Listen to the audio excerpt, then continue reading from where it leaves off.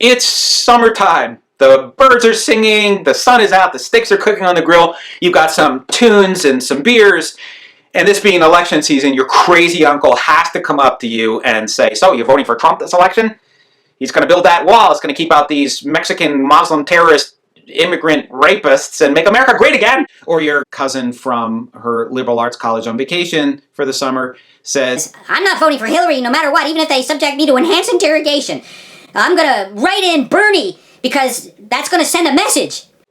So your first instinct, other than to run away and let the steaks burn, is to argue against these people saying, are you crazy? So what do you do in a case like this? Well, here's a great technique of argumentation. I call it aggressive interest. Now, what do I mean by aggressive interest? This is a technique that argues with the other person without appearing to argue. And that's really the best way to argue of all.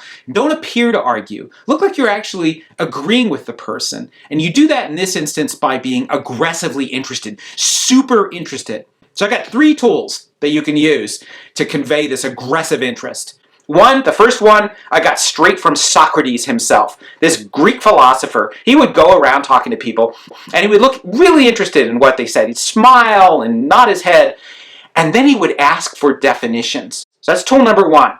Ask for a definition of every term they use. What do you mean by wall? What do you mean by illegal? What do you mean by immigrant? What do you mean by message? And who's going to receive this message, and what's the message going to say? Number 2, ask for details. So how long will this wall be? How high will it be? What will it be made out of? Ask for as many details as possible and look super interested. Don't look skeptical while you say that.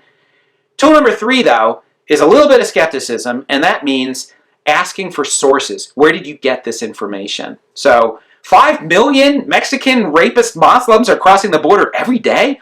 Wow, I had no idea. Where did you hear that? Where can I go to find this important information? Did this source come from peer-reviewed science journals? Did it come from original sources? So why do you do that? 3 good reasons. 1, when you ask for definitions, details, and sources, people tend to modify their own stances. They moderate themselves as they talk. Well, okay, maybe I'm not really sending a message, but it makes me feel better, okay? It also makes them destabilize their own opinions. It inserts a little grain of sand in their oyster of belief. It makes them, over time, begin to get a little bit of itchy doubt, wondering how right they truly are. Thirdly, worst case, if no opinion is shifted, you're going to drive the other person crazy with your interest, and they will walk away first.